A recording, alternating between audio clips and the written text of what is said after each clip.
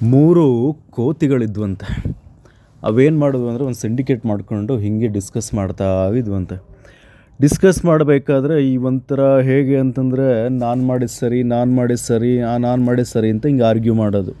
ಅದು ಅಷ್ಟೇ ಅಲ್ಲ, ನಾನು ಮಾಡಿದ್ದು ಸರಿ ಅಂತ ಆರ್ಗ್ಯೂ ಮಾಡಿದ್ರೆ ಹೆಂಗಾರ ಹೋಗಲಿ, ನೀನು ಮಾಡಿದ ತಪ್ಪು ಅಂತ ಬೇರೆಯವ್ರಿಗೆ ಕೈ ತೋರಿಸಿ ಮಾತಾಡೋದು. ಒಂದು ಕೋತಿ ಇನ್ನೊಂದು ಕೋತಿಗೆ ತೋರಿಸಿದ್ರೆ ಇನ್ನೊಂದು ಕೋತಿಗೆ ತೋರಿಸೋದು. ಈ ಥರ ಅದು ನೀನು ಮಾಡಿದ ತಪ್ಪು, ನಾನು ಸರಿ ನೀನು ತಪ್ಪು, ನಾನು ಸರಿ ನೀನು ಸರಿ ಇಲ್ಲ, ನಾನು ಸರಿ ನಾನು ಮಾಡಿದ್ದೆಲ್ಲ ಸರಿ, ಹಿಂಗೆ ಆರ್ಗ್ಯುಮೆಂಟ್ ಮಾಡ್ಕೊಂಡು ಹೋಗ್ತಾ ಇರ್ತವೆ. ಆದರೆ ಈಗ ಒಂದು ಸಲ ಯೋಚನೆ ಮಾಡ್ತವೆ, ಅಲ್ಲಪ್ಪ ನಾನು ತಪ್ಪು ಮಾಡಿಲ್ಲ, ನೀನು ತಪ್ಪು ಮಾಡಿದಿ ಅಂತ ನಾವು ಹಿಂಗೆ ಥಿಂಕ್ ಮಾಡ್ಕೊಂಡು ಬರ್ತಾ ಇದ್ದೀವಿ.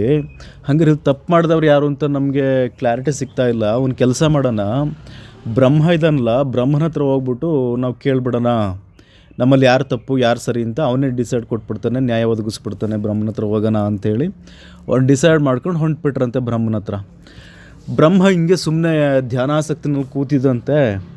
ಹೋಗಿ ಕೋಪಿತಿಗಳು ಹೋಗ್ಬಿಟ್ಟು, ಬ್ರಹ್ಮದೇವ ನಾವು ಎಲ್ಲ ಸರಿ ಅಂತ ನಾವು ಹೇಳ್ಕೊತಾ ಇದ್ದೀವಿ, ನೀನು ಇವನು ತಪ್ಪು ಅಂತ ನಾವು ಹೇಳ್ತಾ ಇದ್ದೀವಿ, ಇದರಲ್ಲಿ ಯಾರು ಸರಿ ಯಾರು ತಪ್ಪು ಅಂತ ಒಂಚೂರು ನೀನು ವಿಚಾರ ಮಾಡಿ ಹೇಳು, ನಿನಗೆಲ್ಲ ಗೊತ್ತಿರ್ತದಲ್ಲ ನಮ್ದೆಲ್ಲವ ಅಂತ ಕೇಳ್ತವೆ. ಈ ಬ್ರಹ್ಮ ಹೇಳ್ತಾನೆ, ಅಲ್ಲೇ ಬಿಡ್ತವ ಮಂಗಗಳ, ನಿಮ್ಮನ್ನು ಸೃಷ್ಟಿ ಮಾಡಿದ್ನಲ್ಲ ಅದು ನನ್ನ ತಪ್ಪು, ನಿಮ್ಮ ಸೃಷ್ಟಿ ಮಾಡಿರದೆ ನನ್ನ ತಪ್ಪಾಗಿರೋನಾಗಿ ನಿಮ್ಮ ತಪ್ಪು ಹಿಂಗೆ ಆಯ್ತದೆ ಹೋಗಿ ಅಂತ ಹೇಳಿ ಕಳಿಸ್ತಾನಂತೆ. ಹಾಗೆ